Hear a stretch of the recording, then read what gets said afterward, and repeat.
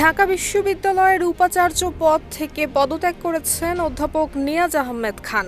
22 ফেব্রুয়ারি তিনি শিক্ষামন্ত্রী এহসানুল হক মিলনের কাছে আনুষ্ঠানিকভাবে পদত্যাগপত্র হস্তান্তর করেন। পদত্যাগপত্রটি গৃহীত হলে সম্পন্ন হবে পরবর্তী প্রশাসনিক প্রক্রিয়া।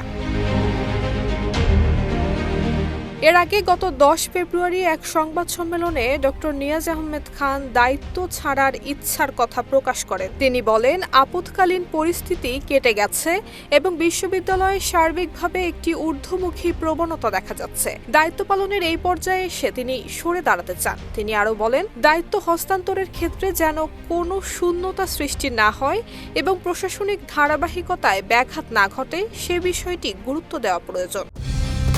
কালার এক্সপার্ট, জর্জ স্যাপ এবং মাইল্ড অন হ্যান্ডস টেকনোলজি সমৃদ্ধ অরিক্স ক্রিস্টাল ওয়াশ আপনার লন্ড্রি এক্সপার্ট। সরকার এবং অংশীজনেরা যদি মনে করেন ধারাবাহিকতা রক্ষায় কিছু সময় প্রয়োজন, সেক্ষেত্রে তিনি তা বিবেচনায় নিতে প্রস্তুত আছেন। সংবাদ সম্মেলনে উপাচার্য বলেন, রাজনৈতিক সরকার যাতে নিজেদের মতো করে প্রশাসন পুনর্গঠন করতে পারে সেই সুযোগ করে দিতেই তিনি সরে দাঁড়াতে চান। পাশাপাশি প্রয়োজনে সরকারের প্রতি সহযোগিতার আশ্বাস দেন তিনি। দ্রুত ডেপুটেশন অবসান করে নিজ বিভাগে শিক্ষকতার মূল দায়িত্বে ফিরে যাওয়ার অনুমতি দেওয়ার জন্য সরকারের প্রতি অনুরোধ জানান ডক্টর নিয়াজ আহমেদ খান। নুসরাত জাহান মেহেক, ঢাকা পোস্ট।